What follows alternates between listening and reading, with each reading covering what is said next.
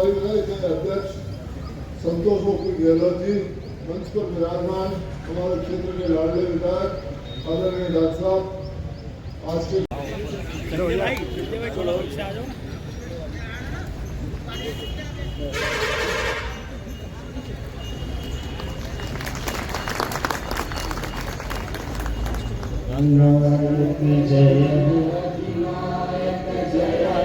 भारत भाग्य विधाता, पंजाब सिंध गुजरात मराठा द्राविड़ उत्तर बंगा, विंध्य हिमाचल यमुना गंगा, उच्चल जलधि तरंगा, तब शुभ नामे जागे, तब शुभ आशीष मांगे,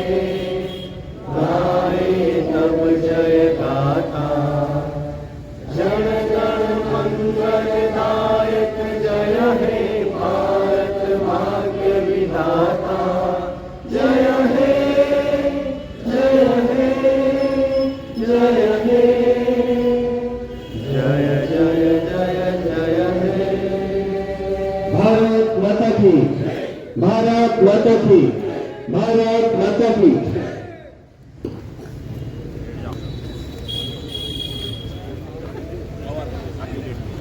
अध्यक्षता करा हमारे मंडल अध्यक्ष मैं इस गणतंत्र दिवस की आपको हार्दिक बधाई एवं शुभकामनाएं देता हूं। हमारा भारत 2047 में विकसित भारत होगा। 2030 तक हमारा भारत अर्थव्यवस्था में तीसरे स्थान पर होगा, ऐसा सभी का विचार है। सभी देश के लिए, इस नागदा नगर के लिए आप सभी का सहयोग और समर्थन चाहिए। मैं पुनः सभी को गणतंत्र दिवस की हार्दिक बधाई। इस देश के नागरिकों की जो आस्था है, उस आस्था को प्रकट करने के लिए 26 जनवरी नियम है, उस दिन हम भारत के संविधान के प्रति नतमस्तक हैं और नतमस्तक हैं संविधान निर्माताओं के प्रति, जिन्होंने देश को संविधान दिया। आज के अवसर पर आप सभी को और नगरवासियों को अल्पसंख्यक मोर्चा और ढेर जोर से शुभकामनाएं प्रेषित करता हूँ। बहुत बहुत धन्यवाद।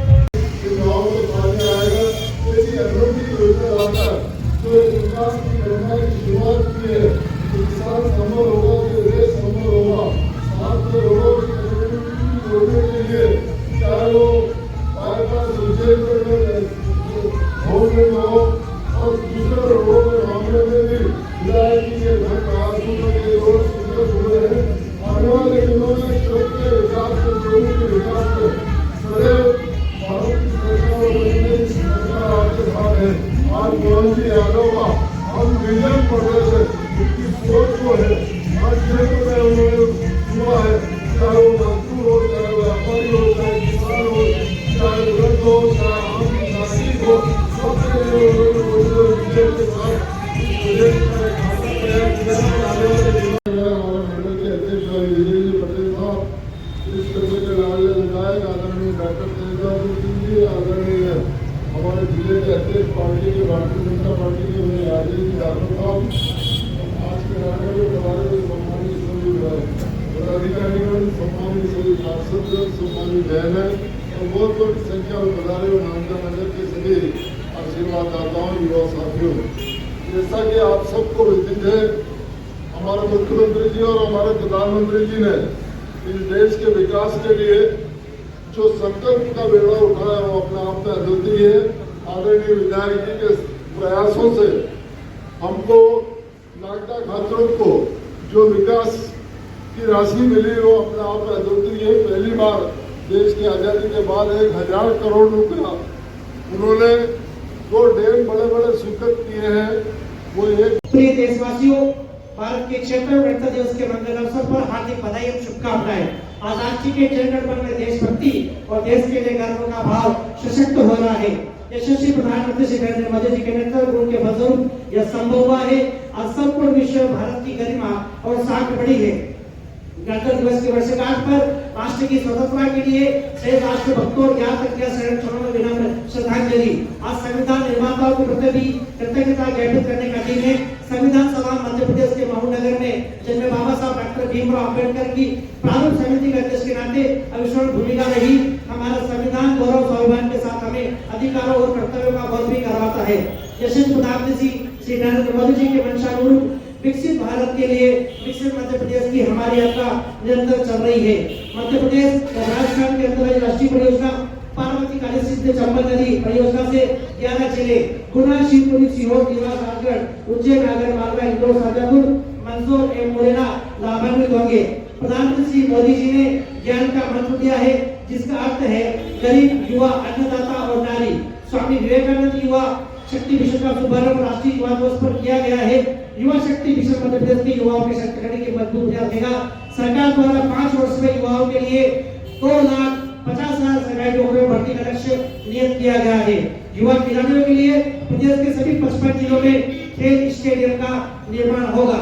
विभिन्न कंपनियों में कैंपस प्लेसमेंट ड्राइव से वर्तमान वित्त वर्ष में 5,000 से अधिक ITI उत्कृष्ट युवाओं को चयनित किया गया है।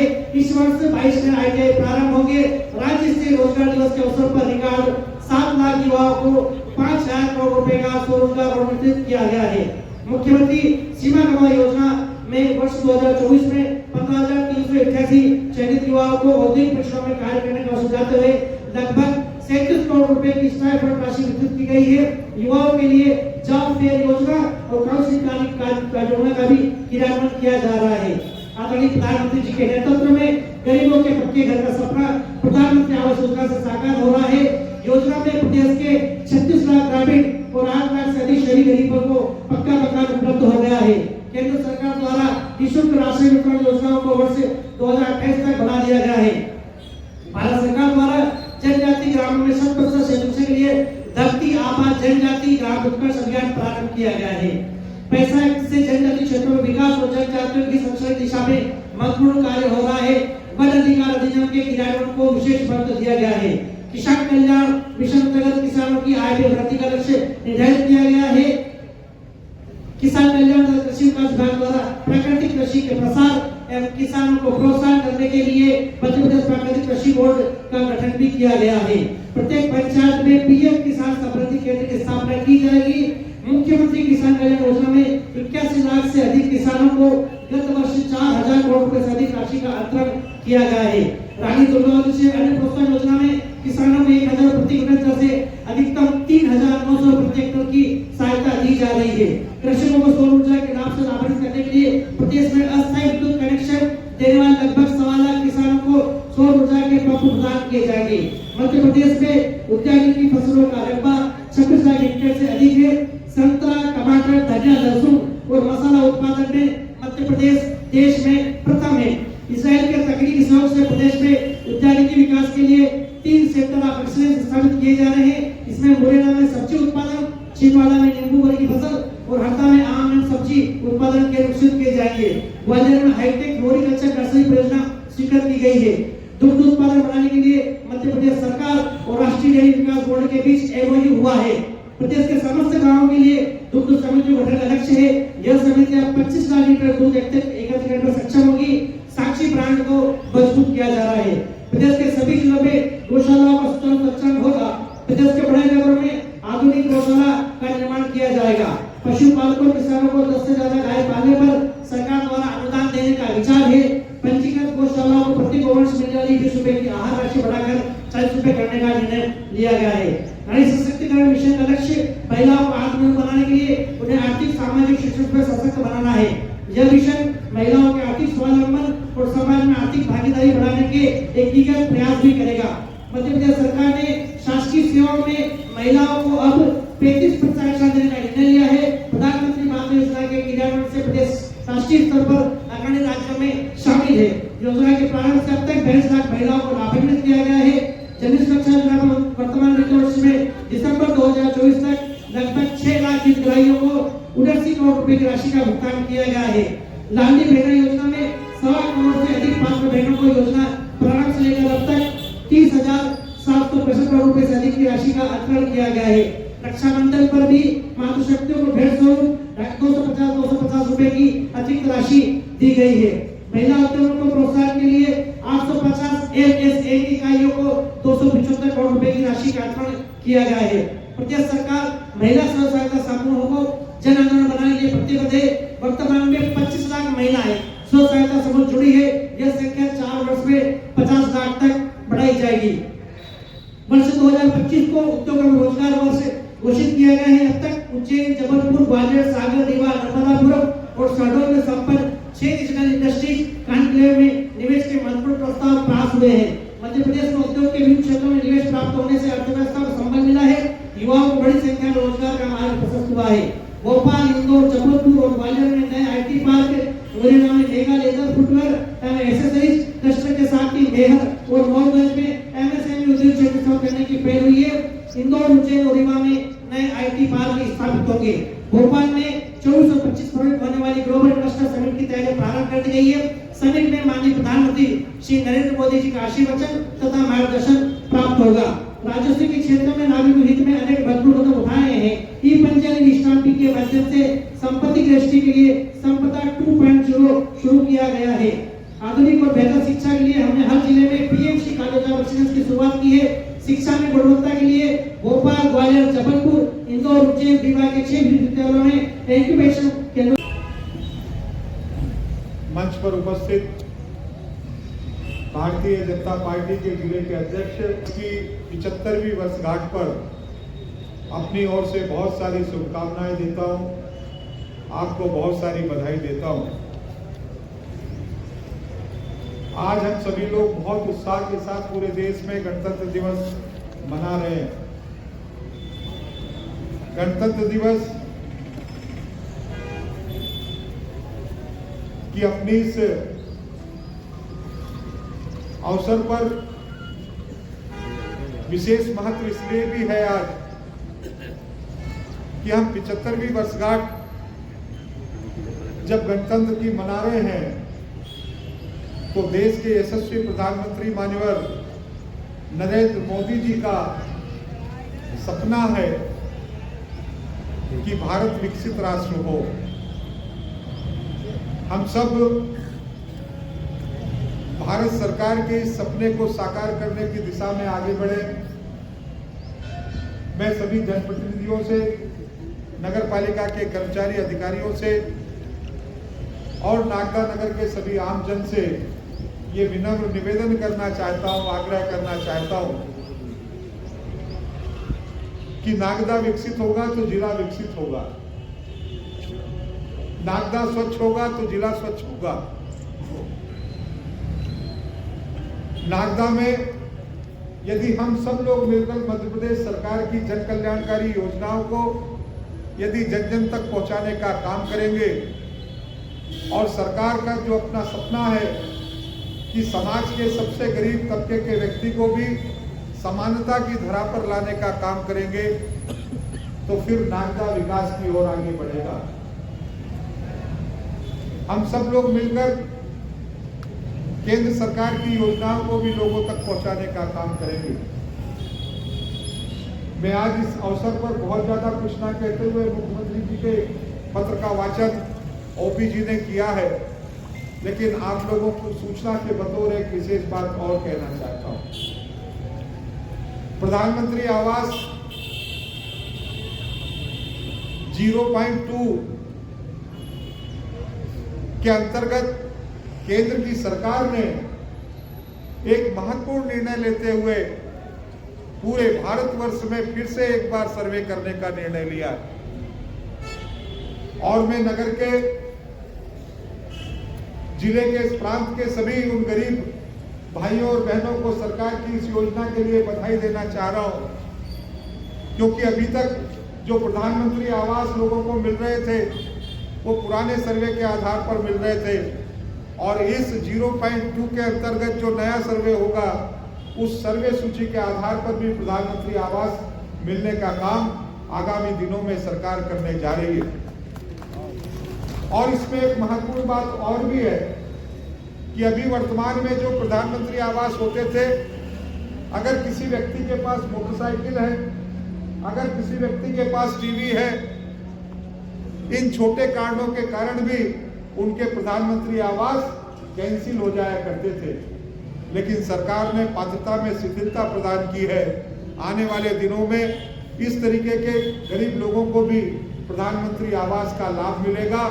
और सबसे महत्वपूर्ण बात इस योजना की एक और रहने वाली है कि व्यक्ति स्वयं भी अपने नाम को सर्वे सूची में शामिल कर सकता है। केवल कर्मचारी आएगा, वो आपके घर पर सर्वे करके जाएगा, तभी आपका नाम होगा, ऐसा नहीं है। आप भी अपने मोबाइल के माध्यम से डिजिटल इंडिया में जो सौगात माननीय मोदी जी ने दी है, आप भी अपने नाम को सर्वे सूची में शामिल करा सकते हैं अगर आप उस पात्रता की श्रेणी में आते हैं। और इसलिए मैं आप सब नगरवासियों को इस बात की शुभकामनाएं देते हुए आपको एक दूसरी महत्वपूर्ण बात और बताना चाहता हूं। अभी पिछले दिनों मध्य प्रदेश के मुख्यमंत्री जी ने जन कल्याण अभियान के माध्यम से घर घर तक जाने का काम किया। कर्मचारी घर घर तक गए और घर घर जाकर सरकार के विभिन्न 11 विभागों की जो जन कल्याणकारी योजनाएं हैं, अगर उनका कोई पात्र व्यक्ति किसी भी घर पर निवास करता है और किसी कारण से यदि उसे उस योजना का लाभ नहीं मिल रहा है तो उसे चिन्हित करने का काम मध्य प्रदेश की सरकार ने किया। नवंबर के 11 तारीख से यह अभियान प्रारंभ हुआ और आज 26 जनवरी को यह अभियान समापन की ओर है। हर गांव में शिविर लगे, हर वार्डों में शिविर लगे, 3-3, 4-4 कर्मचारियों के दल ने घर घर जाकर दस्तक दी, घर के लोगों से पूछताछ किया और जो भी पात्र व्यक्ति चिन्हित हुआ उसकी सारी डॉक्यूमेंट्स को अपडेट करके और उसको पात्रता सूची में शामिल करके लाभ देने का काम हुआ। मैं बहुत सम्मान के साथ, गौरव के साथ आपको बताना चाहता हूँ, पूरे मध्य प्रदेश में लगभग 40 लाख से ज़्यादा लोगों ने इस शिविरों में आवेदन किया और मध्य प्रदेश की सरकार ने 35 लाख लोगों को पात्रता सूची में जोड़कर उन्हें लाभ देने का काम किया। इसी में एक महत्वपूर्ण बात और थी, सरकार ने ड्रोन पद्धति के माध्यम से गांव में सर्वे करवाकर, गांव में भी किसानों के बड़े बड़े मकान थे, किसी के अपनी निजी भूमि पर मकान थे, किसी के शासकीय भूमि पर पट्टे पर मकान थे, या किसी की गांव आबादी में पहले से वर्षों से वहां पर मकान थे और उनके मकानों की कीमत भी लाख, 2 लाख, 20 लाख, 25 लाख, 30 लाख हो सकती होगी, लेकिन वर्तमान में उनके पास भूस्वामी का प्रमाण पत्र नहीं था क्योंकि मकानों की रजिस्ट्रियां नहीं थी, मकानों का कोई विधिवत डॉक्यूमेंट्स नहीं था। और सरकार ने स्वामित्व योजना के अंतर्गत उनका सर्वे करवाने के बाद में और उनको भी पट्टा देने का, उनके मकान के अधिकार पत्र देने का, प्रमाण पत्र देने का काम, जिसको प्रॉपर्टी कार्ड भी कहा गया है, उसको देने का काम किया। और मध्य प्रदेश की सरकार के कर्मचारी और गणतंत्र दिवस की बहुत बहुत बधाई और शुभकामनाएं।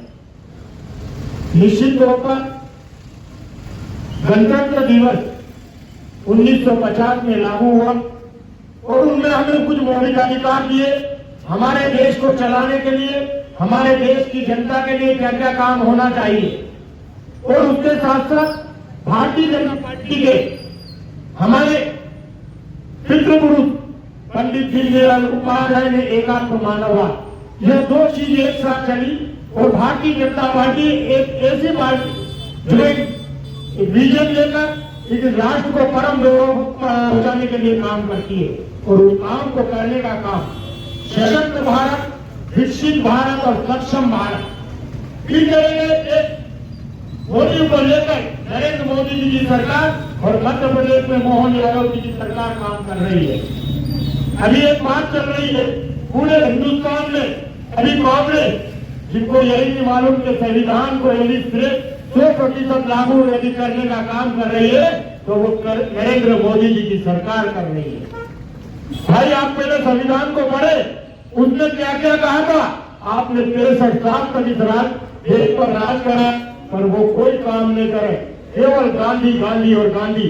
अभी भी यदि वो यात्रा यदि लालू को जंगल कर रहे हैं तो वो केवल इसलिए कि हमारी कांग्रेस किसी भी तरह से बच जाए, गांधी परिवार बच जाए, इसके अलावा उनका कोई लक्ष्य नहीं है। पर भारतीय जनता पार्टी ने यदि केंद्र की सरकार नरेंद्र मोदी का तो उनका विजन है, मध्य प्रदेश के दृष्टिकोण में उनका संकल्प है कि हमें किस ओर काम करना है, यह है भारतीय जनता पार्टी। अभी जितनी योजनाएं कई बार ये जाति और धर्म पर बांटने का काम यदि किसी ने किया है तो वो कांग्रेस ने किया है और भारतीय जनता पार्टी की नरेंद्र मोदी जी की और मोहन यादव जी की सरकार ने जितनी भी योजनाएं लागू करी है वो सर्व धर्म समभाव के नाम से करी है। उसमें जात और धर्म का कहीं भी उल्लेख नहीं है। यदि आवाज मिला है तो हर व्यक्ति को मिला है, चाहे वो हिंदू हो, मुस्लिम हो, सिख हो, ईसाई हो, अनुसूचित हो, जनजाति का हो, हर व्यक्ति को आवाज यदि उनको मिला है तो आयुष्मान कार्ड बन रहा है तो सभी का बन रहा है।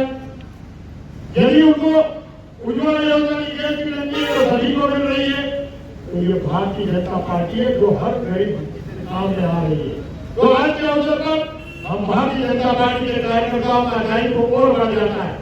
अभी राजा ने भी कहा, विस्तार में बताया, भारतीय जनता पार्टी के कार्यकर्ताओं का दायित्व इतना बढ़ जाता है कि जितनी भी देश की योजना और राज्य की योजना है वो जन जन तक पहुंचाना। एक बात कहना चाहता हूँ, अभी प्रधानमंत्री आवास योजना का सर्वे प्रारंभ हो गया है, नए सर्वे हो गए, नए प्रधानमंत्री आवास बनेंगे। जितने भी हमारे पार्टी के पदाधिकारी, बूथ के अध्यक्ष, जनप्रतिनिधि वो अपने वार्ड में, अपने पूरे विधानसभा में विरोधी नेताओं के जहाँ भी मीडिया के माध्यम से वहां पर भी भारतीय जनता पार्टी का कार्यकर्ता यदि हमने एक व्यक्ति को, दो व्यक्ति को, 5 व्यक्ति को यदि उसका लाभ दिला दिया तो वो जीवन भर उस कार्यकर्ता को, उस नेता को याद करेगा कि मुझे मेरा ये मकान बना है तो भारतीय जनता पार्टी के इस कार्यकर्ता ने और आपका परिणाम उनके साथ जुड़ा रहेगा।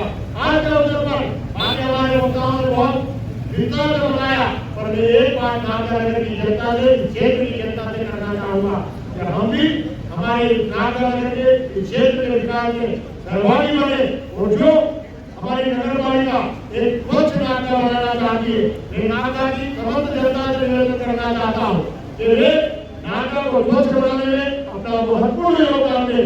यानी जनप्रतिनिधियों से निवेदन करना चाहता हूँ कि वे भी अपने कर्तव्य के साथ अपने अपने क्षेत्र के विकास के लिए लगातार नगर पालिका और हमारे विधायक और अन्य अधिकारियों से यदि आपको कोई दिक्कत है तो हमसे बात करकर हम सब नेता जितने यहाँ खड़े हम आपका सहयोग करेंगे और इस नाका को विकसित नगर बनाने के लिए हम सब काम करेंगे।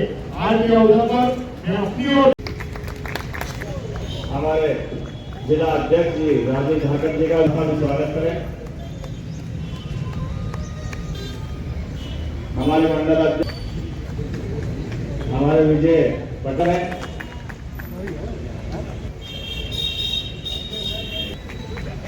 लोक निर्माण समिति की चेयर अनिता मीना जी का स्वागत करें।